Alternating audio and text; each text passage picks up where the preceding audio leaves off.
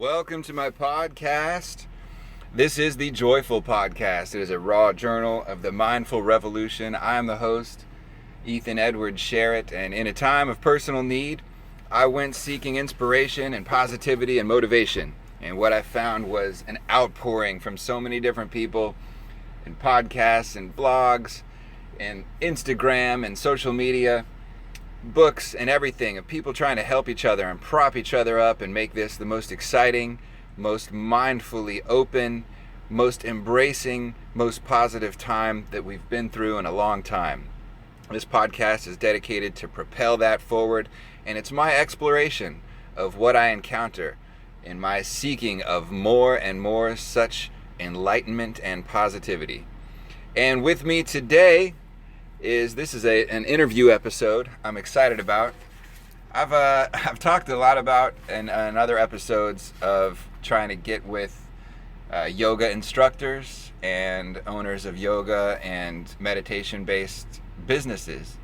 And today I am in Florida, in northwestern Florida, in Gulf Breeze, and I have an awesome special guest who's going to be joining me shortly here. Her name is Becky Sathre. I think I'm saying that right. She'll tell me when she introduces herself pretty shortly. But thank you so much for listening to the JOYFull podcast. As always, it is so appreciated. Namaste. We'll talk to you soon. Remember, this is like really raw. So just don't pay attention to that little thing that's bouncing. It's going to fade out and then you won't see anything. And then you'll forget it's even recording. And remember, if you have tried this once before, third time's a charm. Third time recording? Yeah. Okay. Yeah. All right, so I did a little introduction before I came in the van. Okay. I usually play my drum and I say, welcome, this is what you're about to listen to. And your name is Rebecca, but she said downstairs, Becky is what they call you? Yeah, Rebecca or Becky. And I said that your last name is Sathre? Sathre, yeah. Sathre. Mm-hmm. All right, cool. It sounds like a yoga name, like we're going into Sathre breath. It's not. It's not. It could be. It could be. If you want to invent your own breathing, type of structure. All right, so I'm gonna clap, and then. What I was going to do is I get people on and I ask them, where they grew up, a good one that I like when I hear conversation interviews is what did your folks do? What part of the country did they live in? Because that gives people a basis. Story. I know. And sometimes that's not relevant. So what I was going to ask you is what's a relevant starting point? I'll tell you why I was interested. I'll tell you why I was interested. Go for it. All right, I'll tell you why I was interested in talking to Becky is because I'm visiting Northwest Florida in this area called Gulf Breeze, which is near Pensacola and in the northern panhandle of Florida. And my people are those who get together and they teach yoga and they take yoga classes and they do meditation sessions. So obviously I looked up where can I go take yoga around here while I'm in town for a week, and the name of this studio that I found is Uru. Or You Are You. You Are You. Yeah. You Are You. Yoga.com is where you can find it, and they have not only the location that we're in, but 3 other locations. Mm-hmm. A whole set of trained instructors. Some people who've been trained at other places. Some people have been trained here because you do offer training, a whole training program, certified and everything. But when I was reading about you, you went to Maya, Tulum? Yes. Is that like where your yoga adventure began? Yoga adventure began in Gulf Shores. Yeah. Yeah, I was living mainly outside on the beach, in tents, anywhere I could outside, and I had a teacher that would teach me outside, so I started my journey of yoga because I didn't want to go inside and take. Okay. And learned sun salute cat-cow. Uh-huh. Went to massage school, worked on a sailboat, sailed to Mexico. And when I got there, I arrived, and it just happened we sailed to for a man whose wife ran Maya Tulum. I didn't know what Maya Tulum was. Yeah, maybe people I knew don't. sun salute and cat-cow, and just happened that they needed somebody to help with massage. Mm-hmm. So I went and helped with massage. Mm-hmm. Took 6 hours of yoga a day with amazing teachers, and thought, oh, I'll be a yoga teacher someday. And the next day, the 6 hours a day? Yeah, there were yoga retreats, and Mm-hmm. the teachers were all really kind to let me come into the retreat, practice yoga. So I got to study Ashtanga and Baptiste yoga and power yoga, Brian Kest, and Nia and Kundalini, and really all the yoga that I knew nothing about. I didn't know there was all the yoga. I thought it was all the same. And It's not all the same. it's not all the same, but it is. There's an essence somewhere in there, if the essence of yoga is somewhere in there. Mm-hmm. Yeah. So, I'm going to do cat, right? Mm-hmm. And then cow. Cow. And then cat. That's a good way to just like, if you're not feeling anything, like just do that for a bit, right? Yeah. And breathe, and all of a sudden you'll feel like doing more. Yeah, and more energized and alive. And more energized and alive. And that's what got me into it, is energized and alive. But so Gulf Shores, where you were living in tents. Yeah, I lived in That's my close by grandparents, here? but I preferred living outside. Yeah. Mm-hmm. And Gulf Shores is on the beach. It's just it's in Alabama, the beach on Yeah. the other side of Okay. the state line. That's one of the cool things that I can share with people, because I just came from LA. You and me were talking just a minute ago about like the millions of thousands of studios or whatever in LA, and in the, like what I was telling you over Messenger was like the big cities of the world where you expect there to be centers of people who are trained from all over the world and kind of getting together and having a business there. But was there like a community in southern Alabama of people who were like just living on the beach and being like holistically minded and sleeping under the stars, or was that just you? I slept by myself a lot. Yeah, I bet. People are like, are you crazy? I'm going Woke up to inside. crabs and things, yeah. But I had some friends, yeah, that lived out on the beach. Not a whole lot of yoga back then. Yeah. But Carolyn Hall had been doing it for many, many years, and she taught to whoever came, and so I was lucky enough to practice with her. Uh-huh. Okay. And so, like, I'm trying to choose, if I do, like some type of yoga retreat somewhere in the world, India or, Mexico, like you did, or in the States, who knows? What was it like in Mexico? Just, were you living on cots and like waking up and then? Beautiful. You lived in hanging beds. Yeah. There were hanging beds, and there were palapas with grass. Uh-huh. The palm frond roofs and beautiful restaurant, and it was just it's a really beautiful place, Maya Tulum. Yeah. For sure, and the beach. The Yucatan Peninsula near the water. Yeah. Yeah. Okay. So it was like waking up, walking the beach, Uh-huh. swimming, laying on the beach. I remember one time laying on the beach, and I was laying there, and you could go topless. There was a lot of Europeans, so that was really open there, and the snake went across my body. Mm-mm. And I remember thinking, wow, this is what I've been working on in my practice, is being one with everything. And at that moment, I was one with the earth and the snake, and there was no differentiation between me and the snake and the earth, and it was a really beautiful experience. Afterwards, of course, I was like, a snake just went over my body, but I also was like, that's what this is about, is recognizing that oneness with all beings and with the planet and with each other and with ourselves, essentially, first. With ourselves. Yeah. Okay.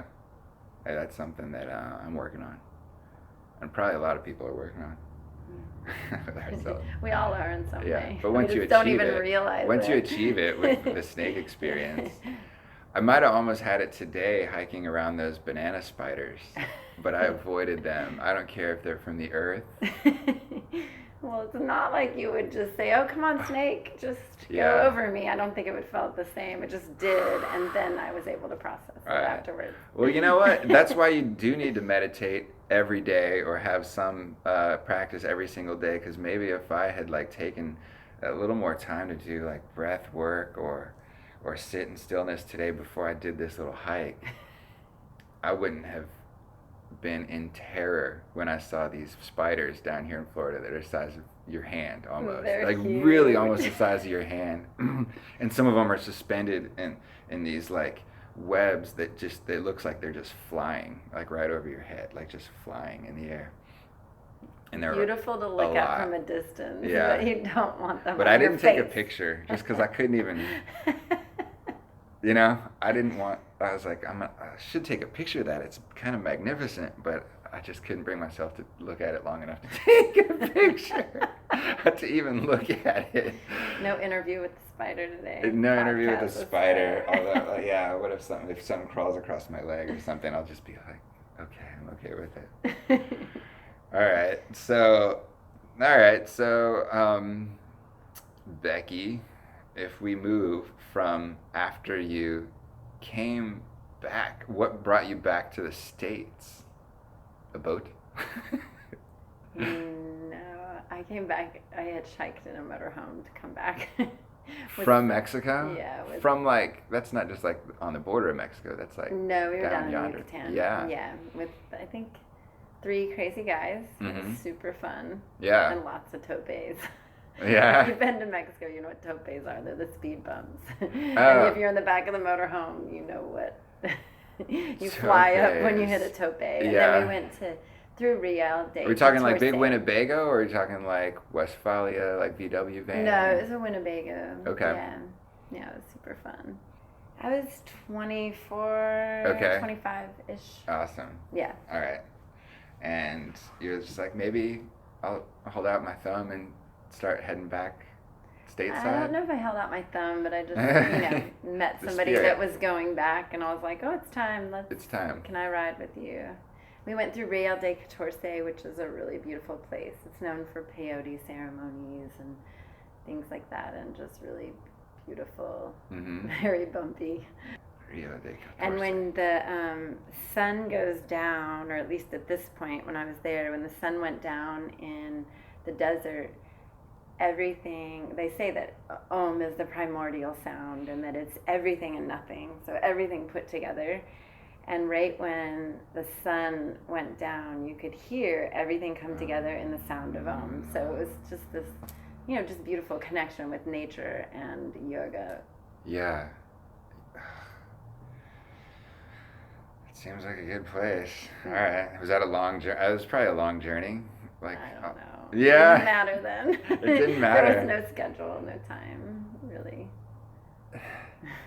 That's the way that it seems like you've approached stuff. But I expected like kind of like a gung ho, because you have 4 locations here. Yeah. And kind of regional. It's not a small town, but it's like a medium-sized, small, like little area, Pensacola. Can you guide me through like when it started to become like a business for you? Because other people might want to know. Yeah. Because there's so many like towns that probably are ready for the. One thing I've tried to encourage people is that if that's what you want to do, that you might be ready. Like you might have a market that's ready for that. Yeah, I mean, I think in anything, it doesn't have to be yoga, but because this journey was more like a journey of living your passion. Yeah. And so really what called it out was having my first big commitment, which was my daughter. I got pregnant, and I realized I could either get a job like maybe the world thought I should, or some people in my life thought I should. No pressing. I didn't have anybody pressuring me, but just with some ideas. Or I could show my daughters that you can do what you're passionate about and live that. And yoga was the passion for me. And so just slowly I realized I had to create stability for them, but I also had to do it in a way that was ethical and moral and true to show them, because I'm their example of how to live.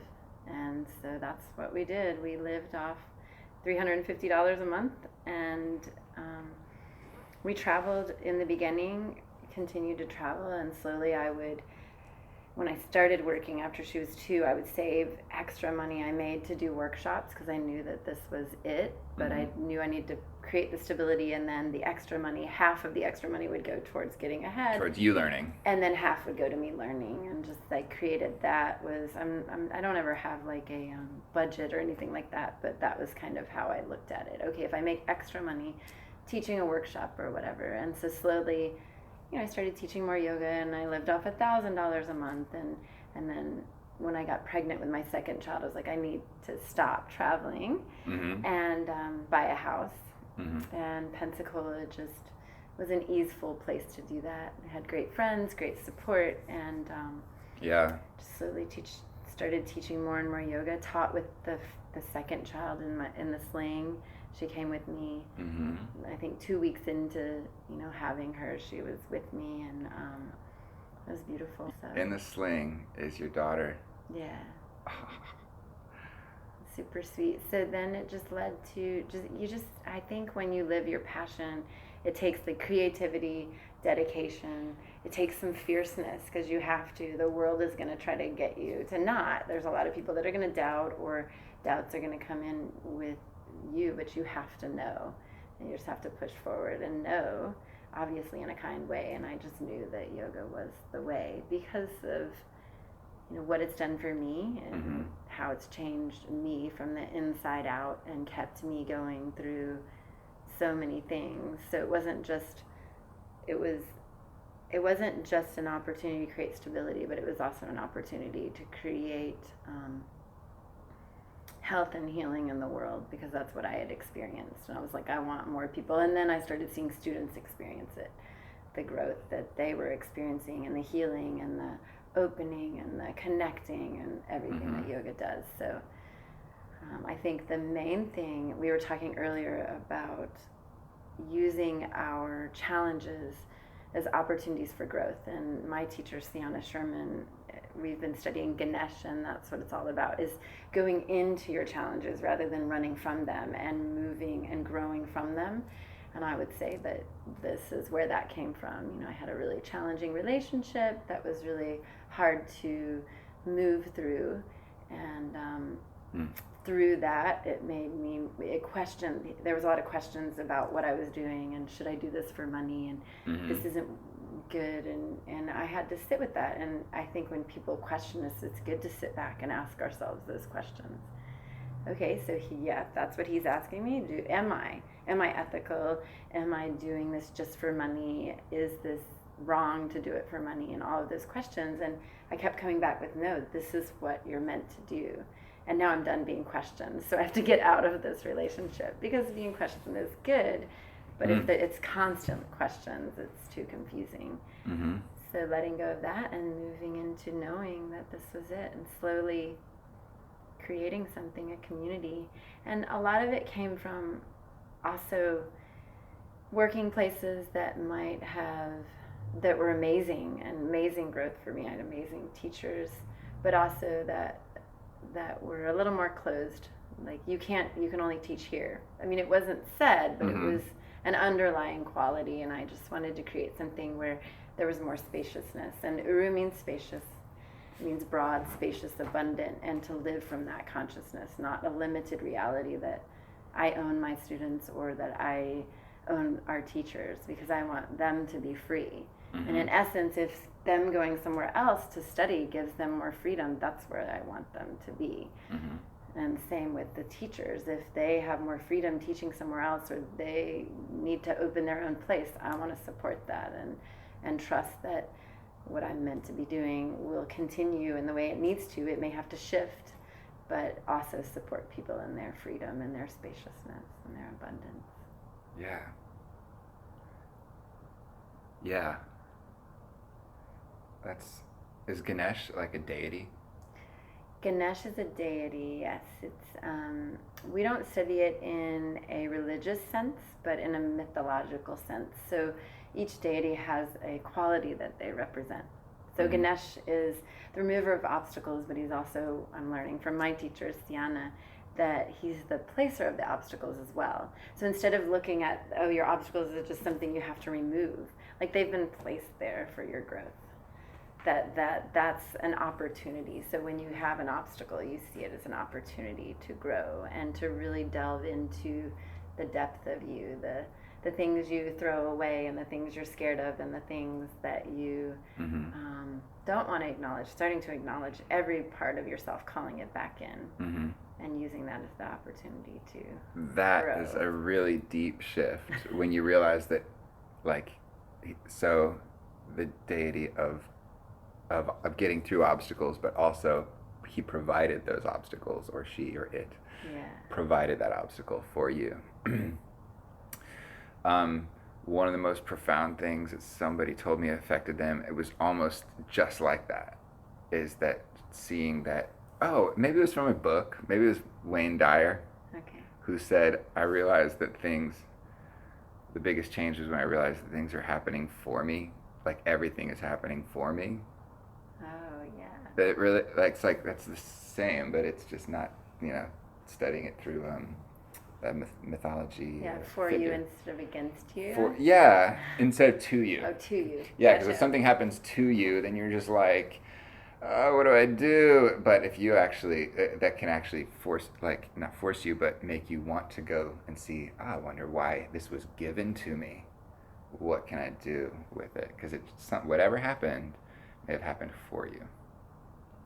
And there's a time and a place, right? I mean, if somebody's really grieving from something or something really tragic has happened, I'm not going to tell them. There's a time and a place. Like, just be there for them, right? Until, they're ready to bring their head up for air, and then start to explore spiritually what else they could bring on in their life. That's a huge thing that I've been exploring is trauma. Like when people experience trauma, how I noticed one of my teachers and friends had cancer, and I'm like, oh, she needs space. Yes. So I just gave her space. And what I've realized, and when I was assaulted, which was another thing yoga really helped me with, a lot of people just stepped away. And I know they were doing it just to give me space, because we don't know. One, because they think that's what you need. You decide that's what somebody needs, or but that realization that instead of saying, instead of giving them space, going to them and saying, here, I'm here to offer you anything that you need. And if you need me to just be here, if you need to talk, if you need space, I offer that to you. But I'm here to offer you what you need, instead of deciding what somebody needs. I see. I think that's what I'm learning about trauma.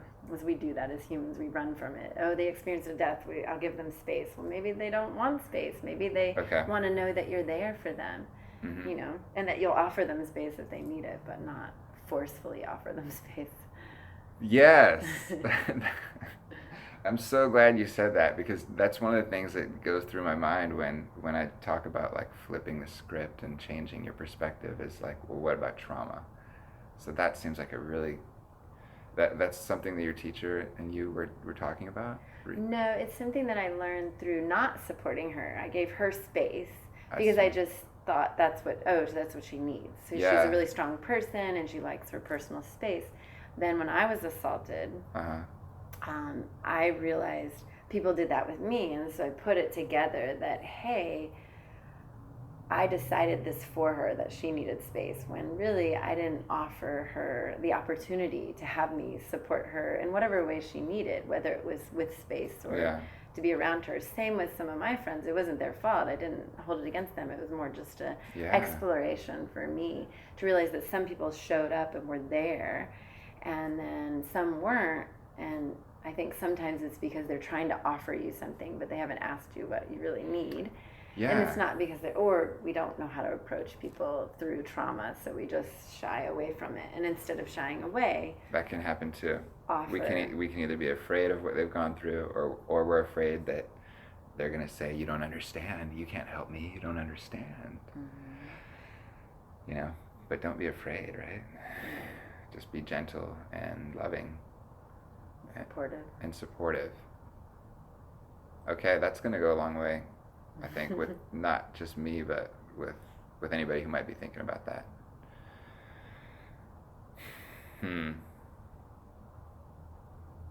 Okay. I think I understand. Can you go into some of the other details that we were discussing? Oh, the details. No, what are we discussing? I don't know.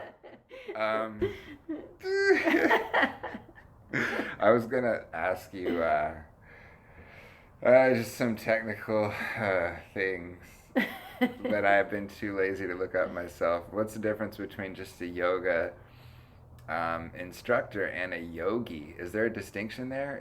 Does yogi mean just anybody who does yoga, or what? People might not know that. And hopefully I have really enthusiastic people that are laughing at this. Yeah. I don't know.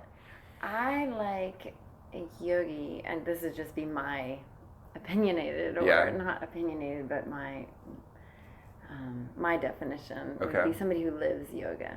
I see. So that's their lifestyle. I would see a yogi as somebody who carries yoga through their life, the philosophy, the healthy living, eating, and what I feel through my personal experience, that becoming a yogi is when I started to realize that I saw yoga in everything, such as like the sunset and the Om and the snake so in every interaction, and not that it's in everything, because we're human, right? But we have moments and misses, which is all a part of the process, but starting to weave it into everything that we do, what we eat, what we say, who we spend time with, how we communicate, how we offer compassion to people, even when they're, or not even when, like when they're experiencing times of not being aware. All of that, and times of challenges. So living our yoga. Mm-hmm. Got it. That made so much sense. So you can be an instructor. You can learn a lot, and you can get a lot of health benefits, and it can be really good for you. But if you are a yogi, that means it's a really large part of your lifestyle. Yeah, it permeates your whole being. It permeates your whole being. Okay, perfect.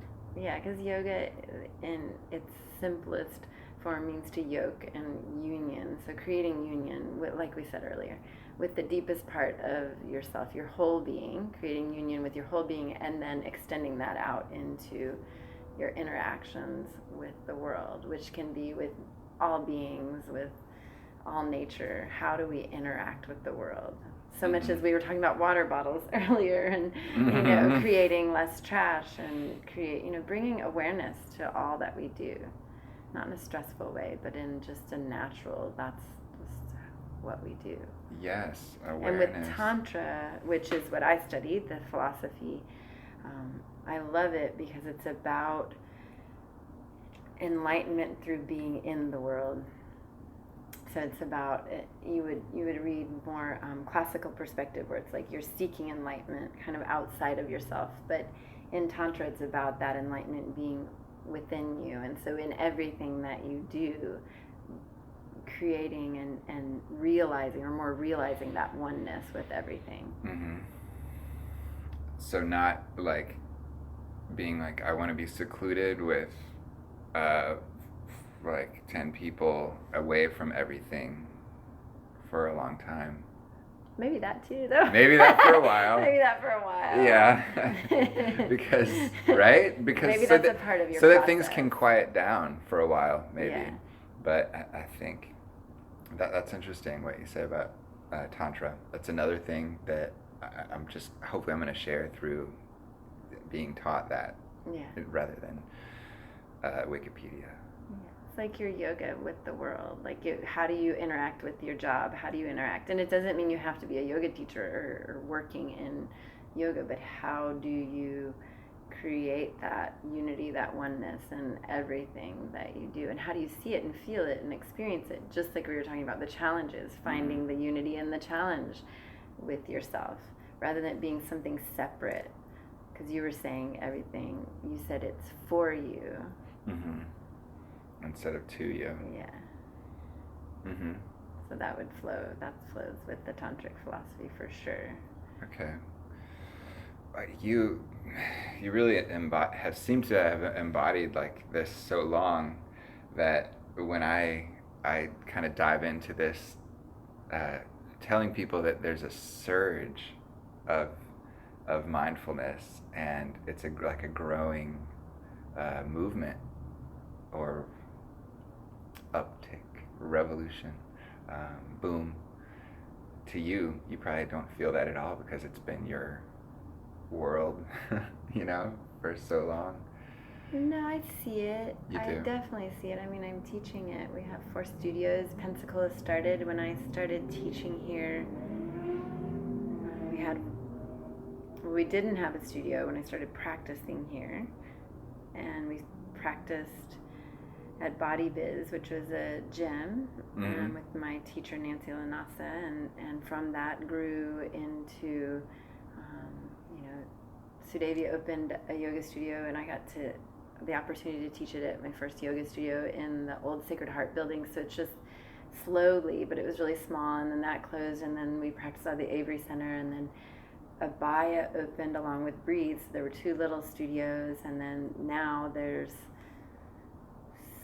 at least 7 studios in the area. So it's been really beautiful to be a part of that growth, which you were saying earlier, to let people know that being a part of the groundwork of developing a community is really beautiful. It can be beautiful to go into a community that's booming like LA or something like that, like you said, but it can also be really beautiful to go, oh, I remember, when we used to practice in the bottom of that church, or, and now look at the yoga studios that we have, and all of it's really beautiful. So being a part of growing the community is super, super fun.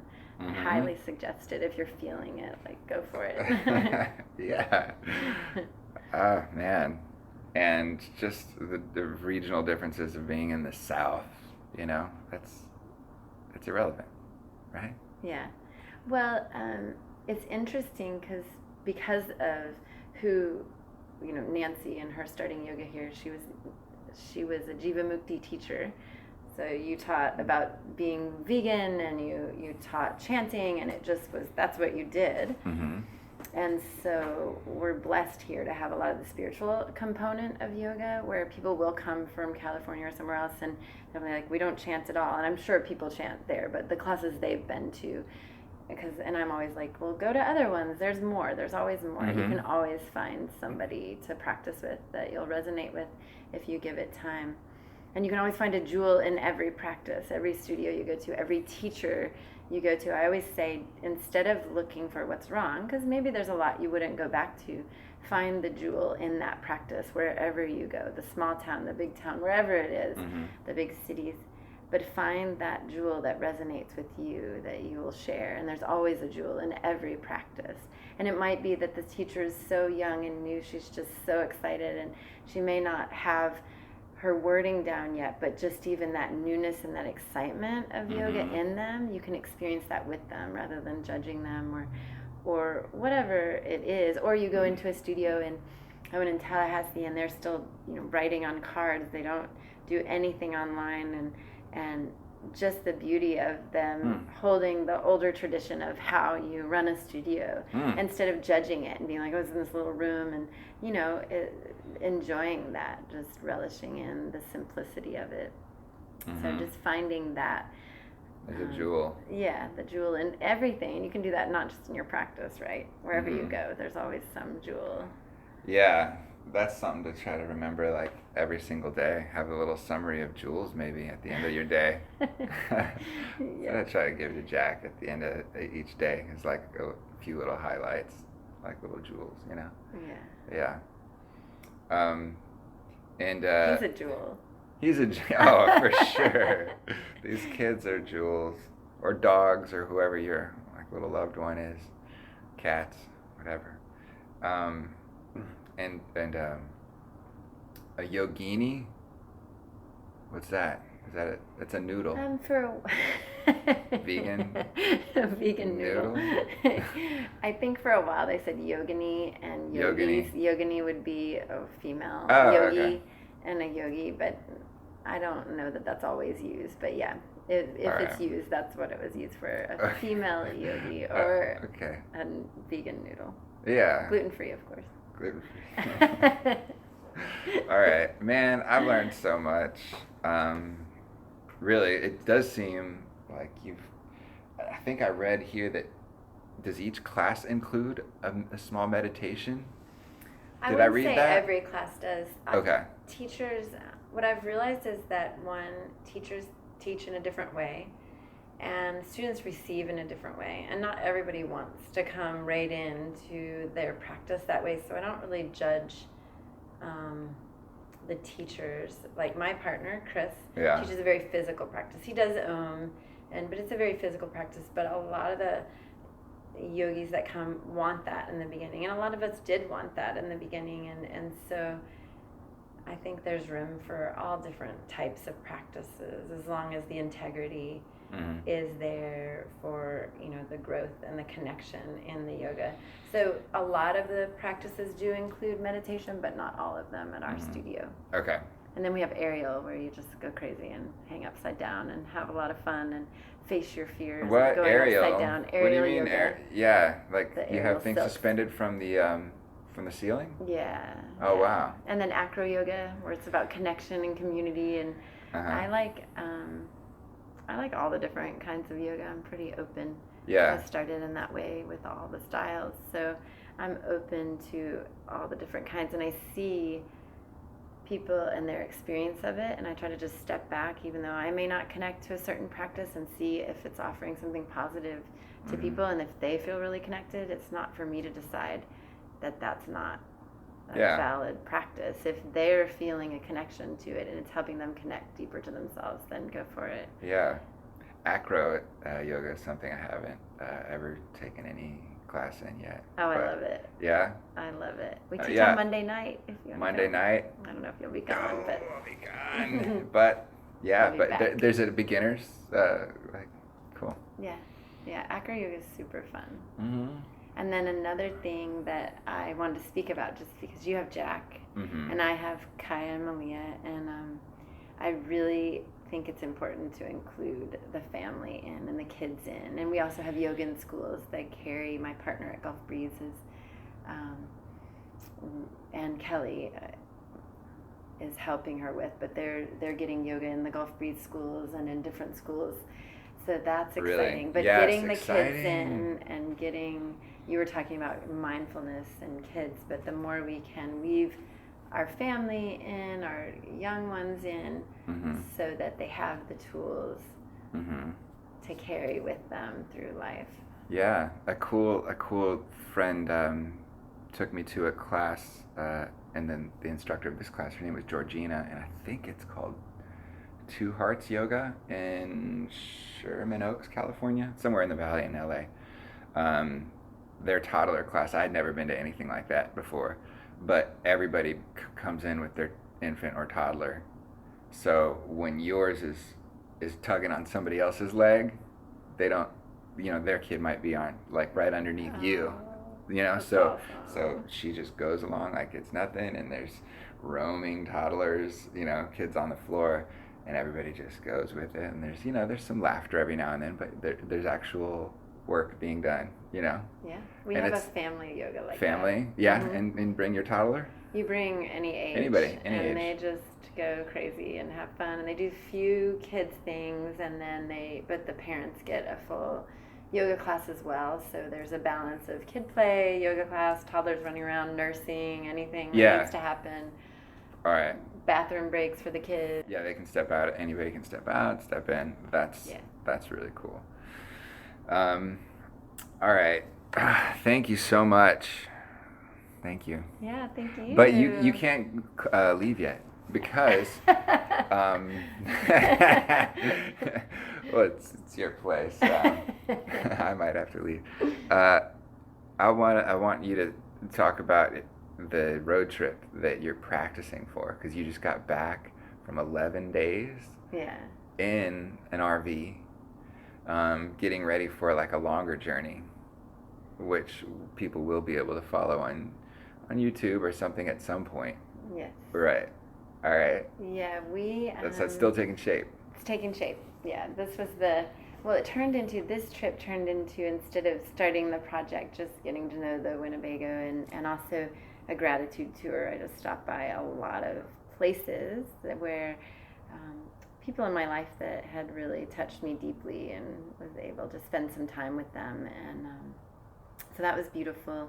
And our mission would be to go similar to what you're doing in podcast, is to go around and just interview people and show what's going on in the world of yoga and mindfulness in our country, and like you're doing as well, smaller towns as well as bigger towns, but highlighting a lot of the things that may not be highlighted, because a lot of the bigger cities have a lot of representation, but just showing what's happening in different places, whether it's yoga at a church, or it's yoga in a studio, or the different studios that are happening and what they're doing around the country. Yeah, what possibilities. And nowadays you can do that. Like, people can follow uruyoga.com and find all the information and reach out and say, come through my town. Like, if that was one of the cool things, is people saying like, you're welcome here. And it's the community of people that are doing that is just so awesome. I love it. Yeah. Endless potential. So what do you think? You don't operate on like a clock, but you think you're going to do that this year or next year? Like the big shebang? I don't know for sure how it'll go. It'll just be spontaneous. We may do some small trips and start it out, because Maybe the kids are in school right now. Small trips are awesome. Yeah. So we'll see how it goes. What's been the challenge of driving that rig? It's a little bumpy, so I got a little dizzy. The longer trips are a little harder. Yeah. And it's a time machine, but in reverse order. So you're like, oh, it's going to take us 2.5 hours to get there. And what seems like 2.5 hours later, you're like, oh, it's going to take us 2.5 hours to get there. How is that so it's a little bit slower, so you have to move in a different... You just have to work in a different way. You can't look at your Google Maps and think that the time is exactly what it's going to be. Right. But it's super sweet to be able to have. We spent no money on food the whole trip, because everything was packed. It was already in the fridge, and so that was super fun, just to be able to experience it that way. And where did you pull over and sleep? Campgrounds? We camped in some campgrounds. We definitely stayed at some friends' houses. Okay. And rest areas if we were driving fast. They don't have to put you up. You can just pull in. Yeah. So that was super sweet. And then challenges, it was beautiful being with the family, and then you're in really tight quarters. So I think the teenager, it was a little tight for her. She settled in halfway through the trip, though, because her sister experienced a death in the family. Her uncle had died, so her sister stepped up and to support her. So that was really beautiful to see in small quarters, that support of the older sister and the younger sister, and that connection. There were definitely moments of non-support as well, but then the moments of support were really beautiful. Yeah, beautiful. I can't wait. I'm doing it in like a van that I could sleep in, but I've chosen like a hotel or friends or family every time, Yeah. instead of, like, if it was just me, I'd be like, cool, side of the road, I'll sleep in this. Yeah. But, so that's awesome. What else can we hit before we jam? I'm just looking forward to that trip so much, whenever it happens. Thank you. All right, well, Becky Sathre. Thank you so much. Namaste. Namaste.